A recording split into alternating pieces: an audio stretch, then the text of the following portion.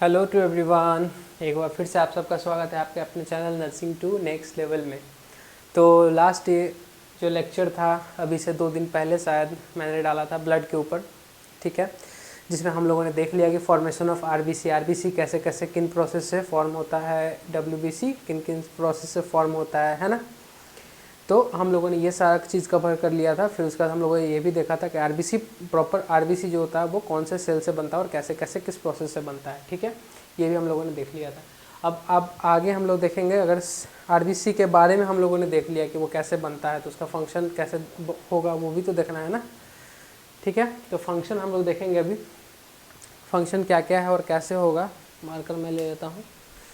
सबसे पहले हम लोग देखेंगे आरबीसी है एकमात्र बॉडी के अंदर ऐसा ब्लड सेल है जो आरबीसी जिसको बोलते हैं आरबीसी, सिर्फ उसी के पास ये कैपेसिटी है। क्या कैपेसिटी है कि वो ऑक्सीजन को लेके ट्रेवल कर सकता है। किसके हेल्प से? हेमोग्लोबिन के हेल्प से। किसके हेल्प से लेके ट्रेवल कर सकता है? हेमोग्लोबिन के हेल्प से।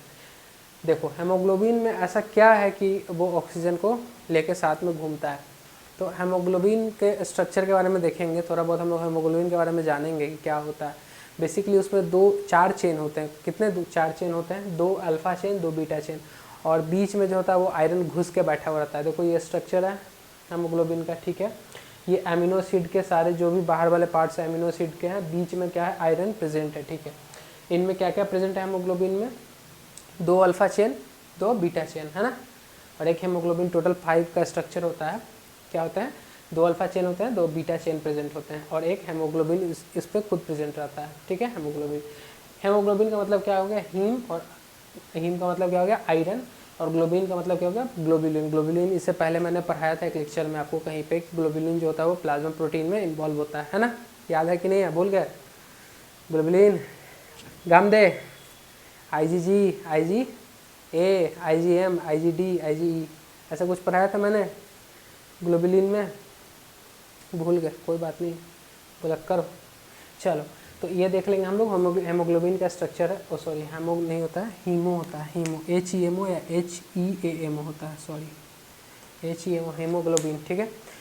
क्या होता है? एक 4 मॉलिक्यूल ऑफ, सॉरी एक नहीं 4 मॉलिक्यूल ऑफ ऑक्सीजन कैरी करेगा। कौन? हेमोग्लोबिन। एक हेमोग्लोबिन कितना मॉलिक्यूल ऑफ ऑक्सीजन कैरी कर सकता है? 4। क्यों 4 करेगा? क्योंकि 4 चेन उसमें प्रेजेंट होते हैं। कौन कौन?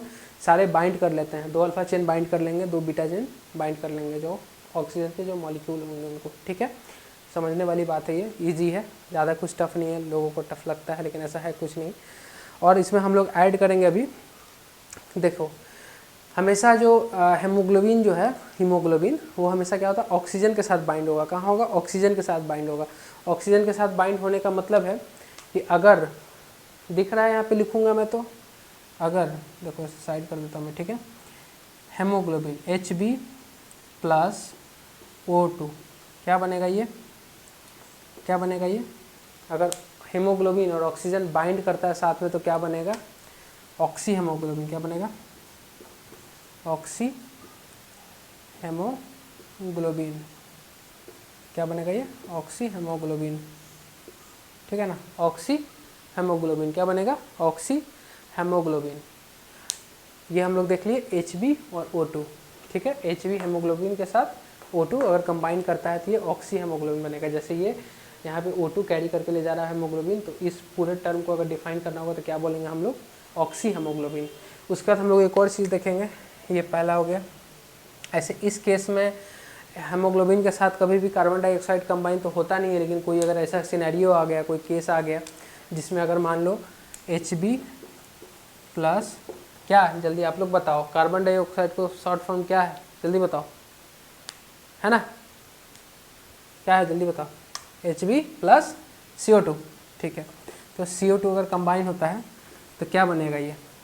Carb amino haemoglobin. क्या बनेगा? Carbamino, carbamino, carbamino haemoglobin, ठीक है। हेमोग्लोबिन, सॉरी ऐसा टेढ़ा लिखना पड़ रहा, ठीक है। तो क्या बनेगा ये? Carbamino haemoglobin, Hb plus CO2 combine. ये होता नहीं है ऐसे, जनरली हेमोग्लोबिन को ऑक्सीजन से प्यार है, कार्बन डाइऑक्साइड से प्यार नहीं है, ये इसके लिए बेवफा है। लेकिन फिर भी कभी कभी बिछड़े दो भूले बिछड़े भाई लोग मिल जाते हैं, है ना, तो हो जाता है, बॉन्डिंग हो जाता है कभी कभी।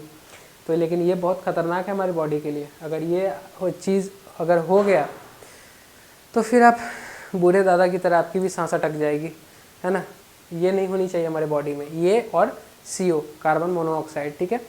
तो वो भी मैं लिख देता हूँ। तीसरा कंडीशन क्या होता है, दिख रहा है ना इसमें, Hb+CO दिख रहा है। मैं देख लेता हूँ, फ्रेम चेक कर लेता हूँ एक बार को। CO आ रहा है ना नीचे, हाँ सामने ही लिखना पड़ेगा, ठीक है कोई नहीं, चलो ठीक है, मैं लिख देता हूँ यहीं पे कार्बोक्सी हीमोग्लोबिन। ये क्या बनाएगा, कार्बोक्सी हीमोग्लोबिन। ये कंडीशन और ये कंडीशन नहीं होना चाहिए हमारे बॉडी के लिए, बहुत ही हानिकारक है। बेसिकली जो नॉर्मल कंडीशन है Hb को यानी हेमोग्लोबिन को ऑक्सीजन से बाइंड करना चाहिए, कार्बन डाइऑक्साइड या कार्बन मोनोऑक्साइड से नहीं बाइंड होना चाहिए। अगर ये हुआ गलती से, खुदा ना खास्ता अगर हो भी गया, तो फिर उसी दिन आपकी सांस अटक जाएगी, है ना। कभी कभी हो जाता है, सांस अटक जाती है, हाइपोक्सिया हो जाती है कभी कभी, है ना।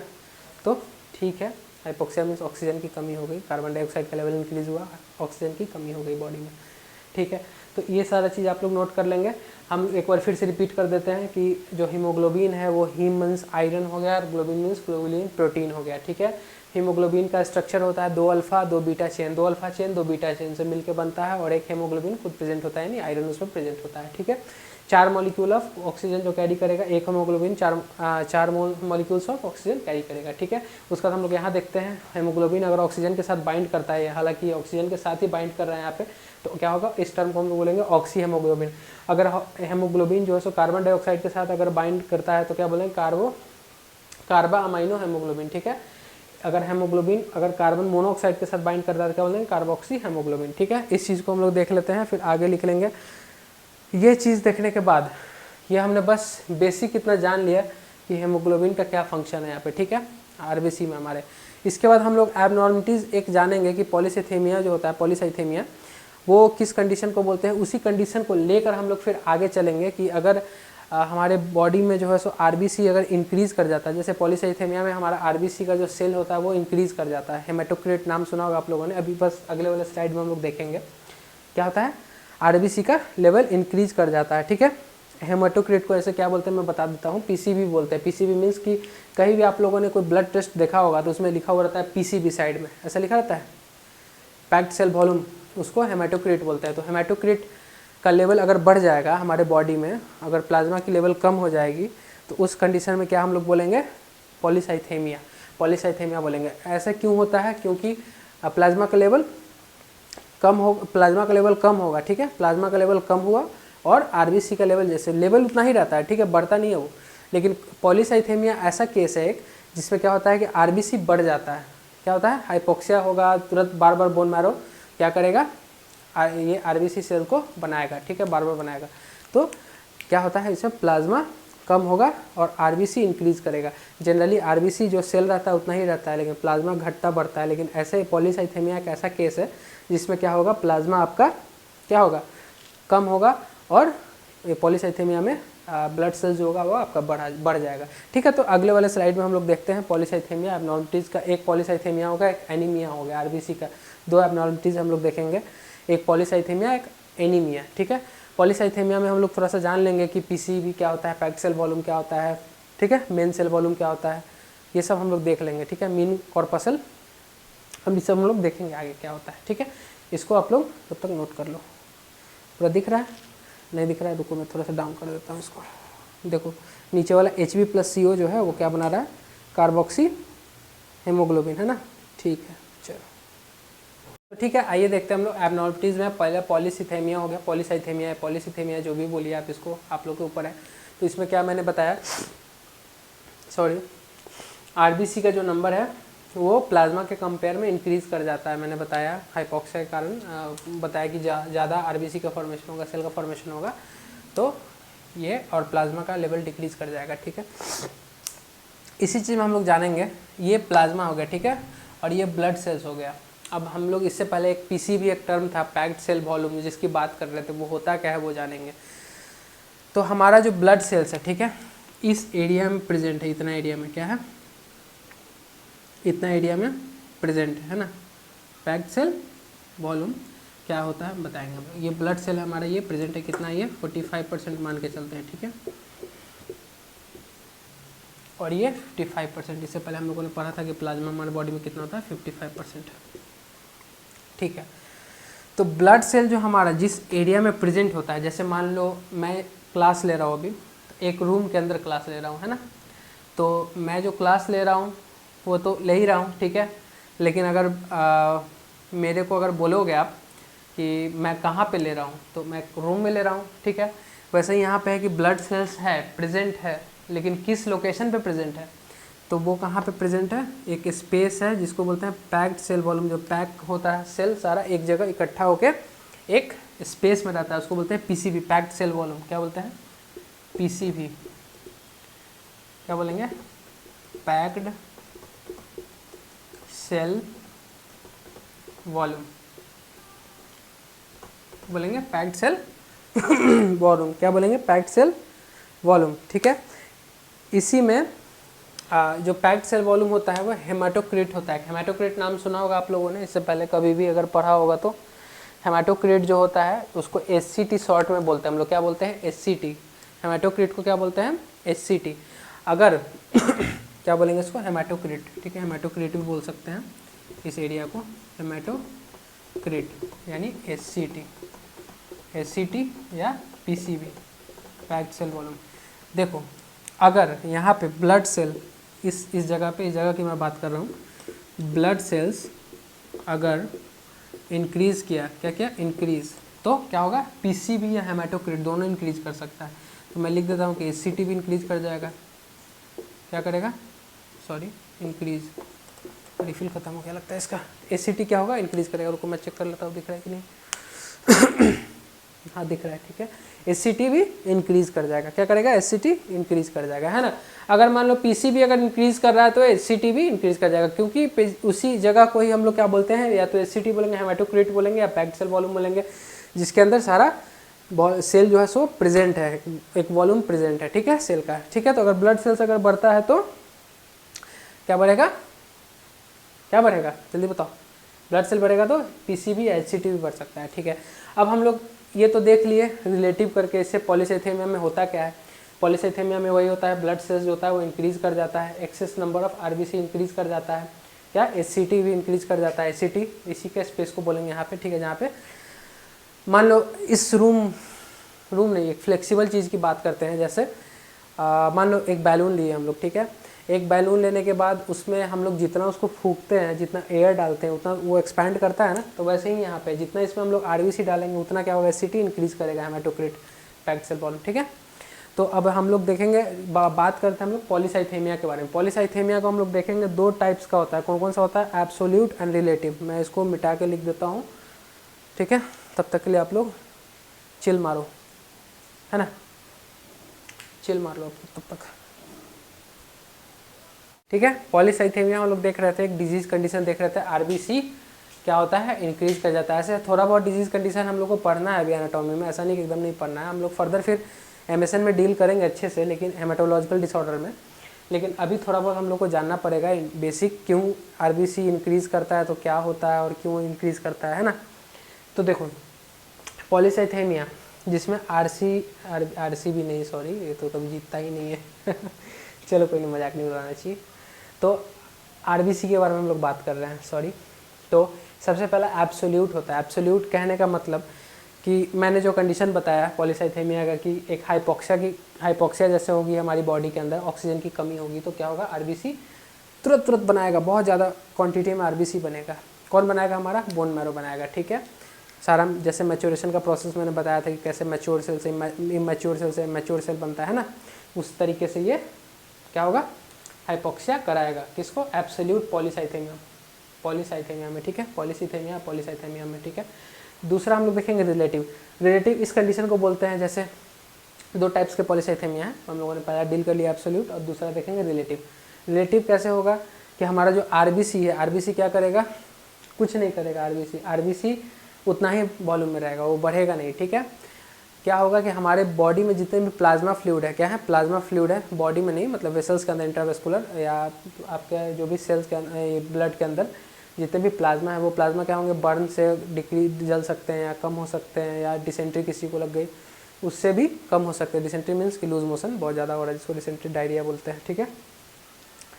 चाहे कोई फ्लूइड लॉस हो गया किसी टाइप का, तो फ्लूइड अगर लॉस हुआ तो उस कंडीशन में क्या होगा, जो हमारा आरबीसी जो सेल होगा वो सेल तो उतना ही रहेगा, लेकिन वाटर अगर इतना है तो वाटर डाउन होके इतना आ जाएगा, तो ये इससे भी दिक्कत हो सकता है, पॉलीसाइथेमिया हो सकता है ना। समझ में आया? इजी लैंग्वेज में बता रहा हूँ मैं, कोई मेडिकल लैंग्वेज मैंने यूज़ नहीं किया है, नॉर्मल लैंग्वेज बता रहा हूँ कि अगर आपका आरबीसी जो है सो इतना ही रहा, इतना का इतना ही, 45% का 45% ही, लेकिन अगर आपका जो प्लाज्मा है वो 55% घट के 35% आ गया, ठीक है, तो इस कंडीशन रिलेटिव कंडीशन बोलते हैं इसको, पॉलीसाइथेमिया का, ठीक है। इसको देख लेंगे। फिर उसके बाद हम लोग देखेंगे एमसीवी, मीन कॉर्पस्कुलर क्या वॉल्यूम, मीन कॉर्पसल वॉल्यूम या मीन कॉर्पस्कुलर वॉल्यूम भी, सॉरी, ठीक है। इसको देख के लिख लेंगे जल्दी से, फिर हम लोग आते हैं उस पर। तो हम लोग नॉर्मल हेमोग्लोबिन जो वैल्यू होता है आरबीसी में वो कैसे निकालते हैं, 1/3 होता है कितने, 45%, जैसे 45% ब्लड सेल है उसके 1/3 मीन्स कि जैसे हमारा अगर मान लो 45 है तो कितने 15% है, यानी 15 से या 45, 15% हमारे जो ब्लड सेल्स में कितने हेमोग्लोबिन प्रेजेंट रहेंगे, ठीक है। हेमोग्लोबिन कितने रहते हैं 1/3, तो ये क्या होगा 15 ग्राम पर 100 ml, हर 100 ml में कितने प्रेजेंट होंगे 15 ग्राम प्रेजेंट होंगे, कौन, हेमोग्लोबिन, ठीक है। उसके बाद हम लोग देखेंगे एमसीवी, एमसीवी मीन्स कि mean corpuscular volume. Mean corpuscular volume क्या होता है, जैसे बेसिकली आरबीसी का जो शेप एंड साइज है यही चीज़ बताता है। जैसे आरबीसी का शेप एंड साइज चेंज हो सकता है अगर हेमोग्लोबिन कम ज़्यादा हो रहा है उसके अकॉर्डिंग, ठीक है। इसको हम लोग बोल सकते हैं एमसीवी को morphology of RBC. Morphology means किसी भी चीज़ के अगर पार्ट के बारे में, बॉडी के बारे में जैसे जानोगे, उसके पार्ट के बारे में स्टडी करोगे तो वो तो एनाटॉमी में जानते ही, हम लोग एनाटॉमी में पढ़ते हैं, लेकिन फिर भी एक मॉर्फोलॉजी एक टर्म है कि उसके आप मेजरमेंट के बारे में देखोगे तो वो क्या करता है, मॉर्फोलॉजी मेजरमेंट बताता है। जैसे शेप मेजरमेंट और उसका क्या शेप है वो मॉर्फोलॉजी बताता है। एमसीबी का नॉर्मल वॉल्यूम है 86 ± 10, या तो ये 86 या 76 हो सकता है, या ये 96 हो सकता है। एफएल का मतलब फेम्टोमीटर हो गया, क्या हो गया, फेम्टोमीटर, फेम्टोलीटर, सॉरी मीटर नहीं, फेम्टोलीटर, क्या हो गया, LITER होता है, सॉरी LITER, क्या हो गया, फेम्टोलीटर। ये फेम्टोलीटर, इसका वैल्यू क्या होता है फेम्टोलीटर का, 10⁻⁻15 होता है, क्या होता है 10⁻⁻15। ये पढ़ा होगा हम लोगों ने, कन्वर्जन हो गया, यूनिट कन्वर्जन हो गया, ये सब बेसिक मैथ की चीज़ें, फिजिक्स की भी चीज़ें हैं, फिजिक्स में भी हम लोगों ने पढ़ा है 11th में, बेसिक मैथमेटिक्स है ना, ये सब पढ़ना था हम लोगों को वहीं पे, ठीक है। नहीं पढ़ा कोई दिक्कत नहीं है, अभी जान लो, जहाँ जहाँ नीड पड़ेगा वो मैं बता दूंगा कि कौन सा यूनिट क्या है। फेम्टोलीटर को 10⁻⁻15 बोलते हैं, सॉरी, ठीक है। अब हम लोग आगे इसी में देखेंगे कि ये जो हमारा एमसीबी है, अगर एमसीबी 76 से नीचे अगर आ गया, क्या हो गया 76 से नीचे अगर आ गया तो हम लोग माइक्रोलाइटिक हो जाता है। माइक्रोलाइटिक, रुको मैं मिटा देता हूँ, माइक्रोलाइटिक और एक होता है मैक्रोलाइटिक। 76 से नीचे अगर आया, यह जो एमसीबी का जो वॉल्यूम है, मीन एमसीबी का जो यूनिट है 76 से अगर नीचे आ गया तो क्या होगा, ये माइक्रोलाइटिक हो गया, माइक्रोलाइटिक ब्रेकडाउन हो गया, ठीक है, छोटा छोटा ब्रेकडाउन। और 96 से अगर ज़्यादा हो गया तो क्या होगा, मैक्रोलाइटिक हो गया। सॉरी ये मार्कर नहीं चल रहा है यार, चलो। तो माइक्रोलाइटिक जो होगा वो किस किस कंडीशन में हो सकता है, माइक्रोलाइटिक मीन्स कि साइज़ का छोटा, माइक्रो मतलब बड़ा साइज़, क्योंकि हम लोग मॉर्फोलॉजी की बात कर रहे हैं। तो माइक्रोलाइटिक में क्या होगा, माइक्रोलाइटिक में बेसिकली कौन से डिफिशियंसी से होगा, याद रखना कि ये माइक्रोलाइटिक जो होता है ये आयरन डेफिशिएंसी से होता है। क्या होता है, आयरन की डेफिशिएंसी से होता है, डेफिशिएंसी दिख नहीं रहा, सॉरी। और ये हो गया आपका कौन कौन सा, बेसिकली आयरन को मैच्योर होने में जो हेमोग्लोबिन बनाता है, कौन कौन सी विटामिन की ज़रूरत होती है, याद करके बताना। मैंने बताया था इससे पहले कि B9 और B12 यानी फॉलिक एसिड और साइनोकोबालामिन दोनों की नीड होती है। तो बेसिकली B12 और B9 की डेफिशिएंसी से ये वाला मैक्रोलाइटिक हो सकता है। deficiency of B9 and B12. B9 for folic acid, B12 for cyanocobalamin. Folic acid, cyanocobalamin, ठीक है। क्या हो गया ये? माइक्रोलाइटिक और मैक्रोलाइटिक ये देखना है। उसका थोड़ा सा एनीमिया देख लेंगे, एनीमिया में ज़्यादा नहीं है, थोड़ा सा एनीमिया देख के और फिर हेमोलाइसिस जान लेंगे, हेमोलाइसिस क्या होता है। उसके बाद फिर कल हम लोग WB से स्टार्ट करेंगे। तो एनीमिया हम लोग देख लेते हैं। एनीमिया जो ऐसा कंडीशन है, हम लोग दो कंडीशन देखे, एक पॉलीसाइथेमिया देखे, एक एनीमिया देखे। किसका? RBC का कंडीशन है ये दोनों। एक RBC इंक्रीज़ कर जाता है एक में, और एक में RBC कम हो जाता है। पॉलीसाइथेमिया में क्या होता है? RBC इंक्रीज़ कर जाता है, दो तरह से होता है। कैसे कैसे? तो सारा पढ़ाई का कंक्लूजन अभी देख रहे हैं आज के क्लास का, कि पॉलीसाइथेमिया में दो तरह से RBC इंक्रीज़ करता है। एक तो आपका जो हो गया RBC इंक्रीज़ करना, एक आपका एब्सोल्यूट देखे थे, ठीक है, जिसमें क्या होता है कि आपका जो बोन मैरो है हाइपोक्सिया के कारण बहुत सारा RBC बना देता है। दूसरा देखे थे हम लोग कि किसी भी तरह से फ्लूइड लॉस हो रहा है, प्लाज्मा लॉस हो रहा है हमारे बॉडी में, लेकिन लेवल उतना ही रहता है, तो वो क्या हो गया? हमारा पॉलीसाइथेमिया का कंडीशन था। दूसरा कंडीशन हम लोग देख रहे हैं एनीमिया। एनीमिया में क्या होता है? डिक्रीज़ हो जाता है क्या? O2 carrying capacity of blood. जैसे अगर मान लो सेल ही अगर कम हो गया तो कैसे O2 कैरी करेगा? सिर्फ हेमोग्लोबिन बढ़ने से थोड़ी हो जाएगा। इसमें क्या होता है? अगर मान लो सेल जैसे कम हो गया तो हेमोग्लोबिन तो उतना ही रहेगा, तो हेमोग्लोबिन ज़्यादा हो जाता है, इंक्रीज़ हो जाता है, ठीक है। डिक्रीज इन RBC सेल कम हो जाता है इसमें एनीमिया में। हेमाटोक्रिट, अगर सेल कम हुआ, मान लो किसी बैलून में ज़्यादा हवा कम की है तो वो पिचका ना, तो वैसे ही क्या हुआ ये HCT हेमाटोक्रिट भी कम हो जाएगा, PCV भी कम हो जाएगा, पैक्ड सेल वॉल्यूम हेमाटोक्रिट, ठीक है। समझ में आया? एनीमिया में ज़्यादा नहीं, इसको हम लोग डिजीज़ में अच्छे से देखेंगे। अभी थोड़ा बहुत जानने के लिए मैंने बता दिया शॉर्ट में, ठीक है। तो फिर हम लोग अभी आगे बढ़ देंगे। जस्ट लास्ट, अब आज का लास्ट है हेमोलाइसिस। हेमोलाइसिस क्या होता है? बेसिकली डिस्ट्रक्शन और डैमेज ऑफ RBC होता है। मीन्स RBC और क्या बोलते हैं, RBC का डिस्ट्रक्शन और डैमेज हो गया, डिस्ट्रक्शन ऑफ RBC हेमोलाइसिस को बोलते हैं, ठीक है। अब मान लो कोई चीज़ बना है, जैसे मान लो हम ही लोग बने हैं, तो हम लोग का भी तो एंड है ना। वैसे RBC का शुरू में ही मैंने बताया था कि उसका भी एंड होता है। कितना दिन का लाइफ रहता है? 120 डेज़ का लाइफ रहता है। 120 डेज़ बाद वो कहाँ चला जाता है? स्प्लीन में चला जाता है। स्प्लीन में जाके वो ग्रेवयार्ड ऑफ RBC जिसको बोलते हैं स्प्लीन को, वहाँ पर जाके वो क्या बनता है? फिर बाइल का फॉर्मेशन होता है, बाइल बन जाता है। कंजुगेटेड या अनकंजुगेटेड? आप लोग बताओगे, जल्दी बताओ। अनकंजुगेटेड रहता है बिलिरुबिन। चलो ठीक है, नहीं बताओ आप लोग, चैट में ये इसमें बताना, चैट बोल रहा हूँ मैं, कमेंट सेक्शन में बताना, ठीक है। इसको लिख लो पहले, इसके बाद फिर मैं मिलता हूँ बोर्ड पे आपको, ठीक है। तो हेमोलाइसिस देख लेते हैं हम लोग। Destruction damage of RBC, destruction या डैमेज हो गया RBC का, वो कब होगा? 120 दिन के बाद होगा। जितना दिन का लाइफ स्पैन है उसका, उसके बाद ही होगा। ये कब कब हैपन हो सकता है? मैंने बता दिया कि जब उसका लाइफ स्पैन कितना है, 120 डेज़ का। ये डेज़ लिखा हुआ है DAYS, 120 डेज़ का जो लाइफ स्पैन है, उसके बाद जब कंप्लीट कर लेता है RBC, तो उसके बाद क्या होगा? इसका डिस्ट्रक्शन होगा। डिस्ट्रक्शन कहाँ पे होगा? स्प्लीन में होगा। स्प्लीन को क्या बोलते हैं हम लोग? Graveyard of RBC, GRAVEYARD, graveyard of RBC क्या होता है? स्प्लीन को बोलते हैं हम लोग। इसका जो एंड प्रोडक्ट होता है, जब ये डिस्ट्रॉय हो गया हमारा स्प्लीन में, उसके बाद ये कुछ फिर आगे भी चल के फॉर्म होता है। क्या फॉर्म होता है? ये बिलिरुबिन फॉर्म होता है, अनकंजुगेटेड। ये हम लोग जॉन्डिस में पढ़ेंगे अच्छे से आगे, कॉन्जुगेटेड और अनकंजुगेटेड क्या होता है। बेसिकली अभी इतना जान लेना है कि बिलिरुबिन फॉर्म होता है सीधा कहाँ पे, क्या होने के बाद, जो हमारा RBC जो है ब्रेक डाउन होकर ख़त्म होकर फिर वो क्या बनता है? बिलिरुबिन बन जाता है। बिलिरुबिन जो है सो आपके स्टूल में बहुत मैटर करता है। उसको येलोइस जो होता है हम लोग का स्टूल, वो कौन कराता है? ये बिलिरुबिन ही कराता है। चाहे यूरिन भी थोड़ा कभी पेल हुआ, थोड़ा बहुत येलो हुआ, तो कौन कराता है? ये बिलिरुबिन ही कराता है। बिलिरुबिन का घटना और बढ़ना क्या बताता है? बिलिरुबिन अगर सही रहेगा आपका, तो आपको नॉर्मल जो भी कंडीशन मैंने बताया कि स्टूल का चाहे यूरिनेशन का, वो सारा कंडीशन नॉर्मल रहेगा। अगर ये बिलिरुबिन की कमी हो गई तो आपका स्टूल ब्लैक हो सकता है ना। तो ये सब चीज़ें हैं, ये सब डिजीज़ की कंडीशन है, ये हम लोग MSN में डील करेंगे, बहुत अच्छे से डील करेंगे। अभी तो ये बेसिक एनाटॉमी है, ये थोड़ा बहुत पढ़ना है हम लोगों को। अब ज़्यादा कुछ नहीं है। RBC आज ख़त्म हो गया।